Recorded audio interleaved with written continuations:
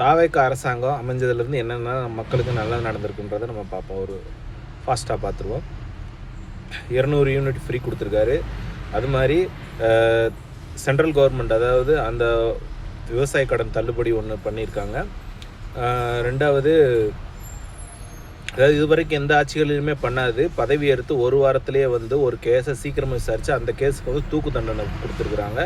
அது மாதிரி எந்த ஒரு எம்எல்ஏவும் இதுவரைக்கும் மற்ற போன ஆட்சிகள், அது முன்னே இருக்க ஆட்சிகள், எம்எல்ஏ எம்பி யார் பக்கத்துலேயும் சாதாரண மக்கள் நெருங்கக்கூட முடியாது. மக்களோட இணக்கமாக ஒரு செயல் செஞ்சுக்கிட்டு வந்துக்கிட்டு இருக்காங்க எல்லா விஷயத்துலேயுமே.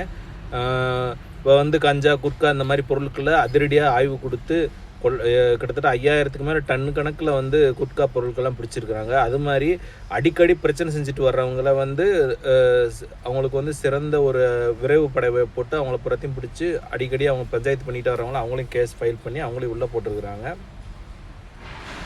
அதுக்கப்புறம் பார்த்தீங்கன்னா இப்போ இரவு நேர ரோந்து பணிகள் போலீஸ் காவல்துறை முறுக்கி விடப்பட்டிருக்கு. இது போக 21 ஆண்டுகளாகவும் 51 ஆண்டுகளாகவும் எந்த ஊருக்குமே பஸ்ஸு போகாதவங்க பஸ்ஸு போட்டு கொடுத்துருக்குறாங்க. அது மாதிரி சாலை வசதி இல்லாத நிறைய கிராமங்களுக்கு சாலை வசதி பண்ணி கொடுத்துட்டு வந்துட்டுருக்குறாங்க. இதுவரைக்கும் தண்ணியே போகாத நிறைய ஊர்கள், அதாவது இதெல்லாம் வந்து நான் சொல்கிறதெல்லாம் பார்த்தீங்கன்னா சென்ற ஆட்சி காலத்தில் எதுவுமே மக்கள் போராடி பார்த்து ஓஞ்சு போயிட்டாங்க. அந்த மாதிரி தான் இப்போ நடந்துட்டு வருது. தண்ணி வராத ஊருக்கு தண்ணி வந்து பண்ணி கொடுத்துருக்குறாங்க.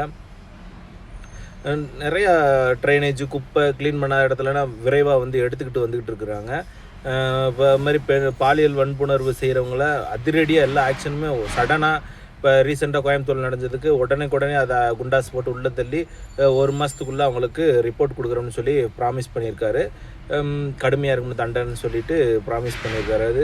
அது மாதிரி ப்ரைவேட் ஸ்கூலில் வந்து பார்த்திங்கன்னா ஓப்பனாக வந்து கட்டணங்களில் வெளியிடணும், ஓப்பனாக வந்து எல்லாமே போர்டில் வந்து வியூவில் வச்சுருக்கணும், வெப்சைட்லேயே விட்டுருக்கணும் அப்படின்னு சொல்லிட்டு அதுக்கு ஒரு ஆர்டர் போட்டுக்கிறாங்க.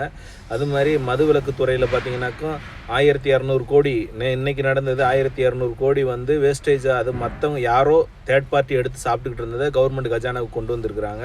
அது மாதிரி செந்தில் பாலாஜி, KN நேரு இவங்க மேலே இருக்க பெண்டிங் கேஸுகளை இடி ரைடு கேட்டிருந்துருக்காங்க. சென்ட்ரல் கவர்மெண்ட்டு, ஸ்டேட் கவர்மெண்ட் கொடுக்காம இருந்துச்சு. இப்போ வந்து அவங்க மேலேயே அந்த ஊழல் கேஸுகளை வந்து ரீஓப்பன் பண்ணி விட்டுருக்குறாங்க. இது மட்டும் இல்லாமல் இன்னும் நிறைய ஊழல் கேஸ் இருக்குது. அதுக்கெல்லாம் அடுத்த நெக்ஸ்ட்டு ஒயிட் பேப்பர் வந்து பண்ணிடுவாங்க. அது இல்லாமல் இப்போ ப்ரைவேட் ஸ்கூல் பார்த்திங்கன்னா இயர் மெயின்டெனன்ஸ் சார்ஜ்னு சொல்லி 3 lakhs பண்ணிக்கிட்டு இருந்தாங்க கவர்மெண்ட்டுக்கு. அதையும் வந்து இப்போ வேணான்னு சொல்லி கேன்சல் பண்ணிட்டாங்க. அது மாதிரி PWD டிபார்ட்மெண்ட்டில் வந்து டெண்டர் விஷயங்கள் வந்து வெளிப்படைத்தன்மையாக, நேர்முகமாக, நேருக்கு நேராக கவர்மெண்ட் டு டெண்டர் எடுக்கிறவங்க நேரடியாக நம்ம எடுத்துக்கிறலாம், தேர்ட் பார்ட்டி யாருமே இன்வால்வ் ஆகக்கூடாதுன்னு சொல்லிட்டு அது ஒரு இன்ஃபர்மேஷன் கொடுத்துருக்குறாங்க.